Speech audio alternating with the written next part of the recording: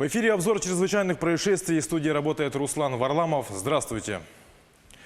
На днях по улице Хабарова произошло дорожно-транспортное происшествие, в котором пострадал пешеход. Водитель Toyota Hiace, выезжая с дворовой территории по улице Хабарова, совершил наезд на мужчину пожилого возраста. Выяснилось, что пенсионер переходил проезжую часть в неустановленном месте, несмотря на расположенный рядом пешеходный переход. На данный момент пострадавший находится в тяжелом состоянии. По словам водителя, пешехода он не увидел из-за проезжих других автомашин. А когда заметил, то уже не смог избежать наезда. В момент происшествия к тому же шел дождь, что, конечно, также повлияло на скорость торможения. В Амгинском районе в селе Сулгача произошло столкновение автомашины УАЗ и мотоцикла. Поздним вечером на одной из улиц села мотоциклист выехал на полосу, предназначенную для встречного движения, где совершил столкновение с автомобилем УАЗ. Как оказалось, водитель мотоцикла не имеет водительского удостоверения. В момент аварии мотоциклист и его пассажир были без защитных средств. В результате ДТП водитель мотоцикла получил сотрясение головного мозга, перелом носа и ключицы. У пассажира медики диагностировали открытую черепно-мозговую травму, перелом костей головы и основания черепа. По словам мотоциклиста, в этот день они со своим приятелем находились на рыбалке, где пили крепкий алкоголь. После чего отправились домой, но, вероятно, в силу своего состояния он не заметил, как выехал на встречку и не увидел встречный автомобиль. Водитель УАЗа, в свою очередь, сообщил, что ехал с небольшой скоростью и видел направляющихся сначала по своей полосе, потом неожиданно выехал на встречку.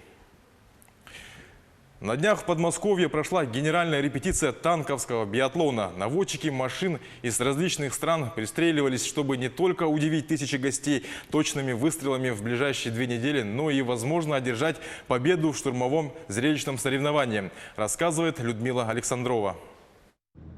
Не оглохнуть в Алабине, пока миссия невыполнима.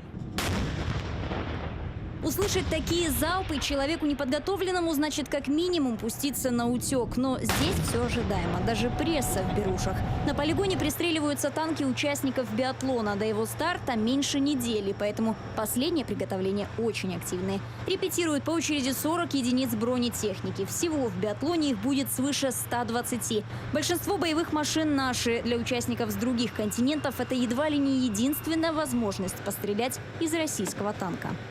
Мы очень рады участвовать в танковом биатлоне. Российская бронетехника уже доказала свое превосходство и показала, что она умеет на поле боя. Мы знакомы с ней. В Иране тоже есть танки производства Российской Федерации. Мы на них и тренировались. Думаю, сложностей не должно возникнуть. Я еще раз благодарю организаторов, что пригласили нас для участия в соревновании. А вот китайцы и белорусы привезли бронетехнику с собой. Из Китая машины пришли сюда на поезде эшелонами. Танки их песочного цвета называются Туре-96. Похожи на наши Т-72Б3. Такая же модификация. Но внешнюю разницу заметит даже ребенок. Беларусь покажет в деле Т-72ПМЭ. Тоже аналог нашего. Их бронетехника заметна сразу. На жеребьевке стало известно, что в первом дивизионе белорусы будут открывать гонку на красном танке. Кстати, характеристики всей конкурсной техники должны быть одинаковые. Поэтому калибры орудий 125 мм. Вес танков 46 тонн. На генпрогоне мишени расположены на расстоянии 600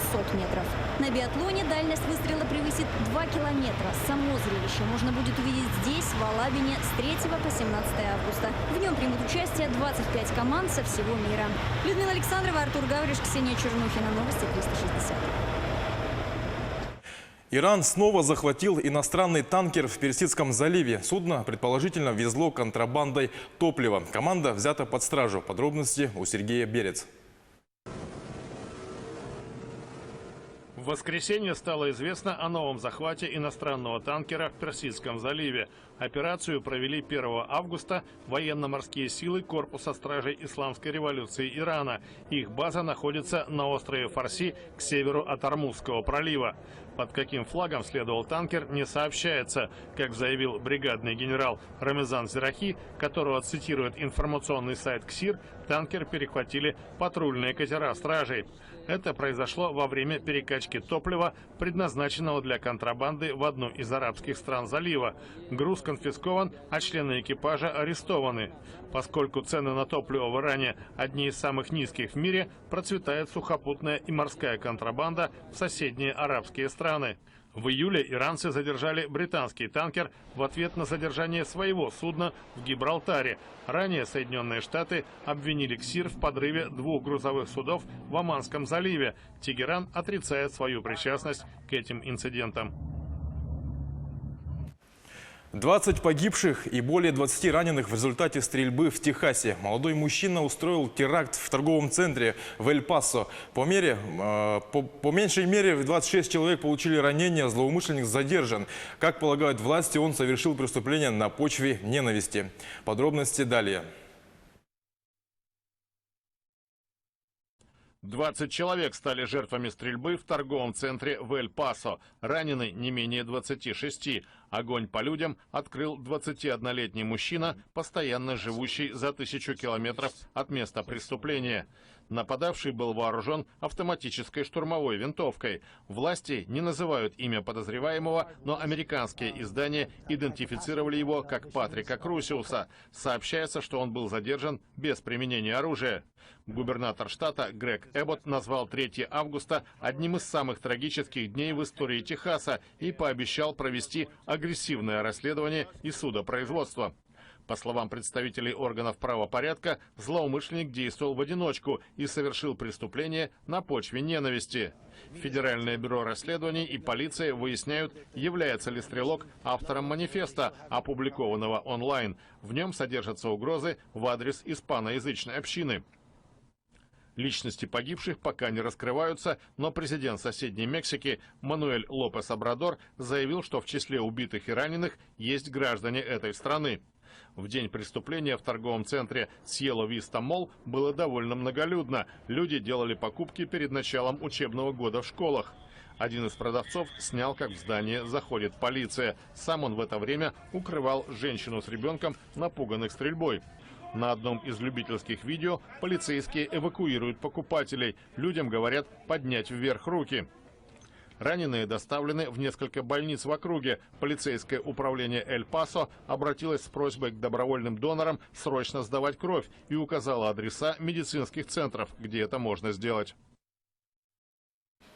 Это была рубрика «Чрезвычайные происшествия». Берегите себя и до встречи в эфире.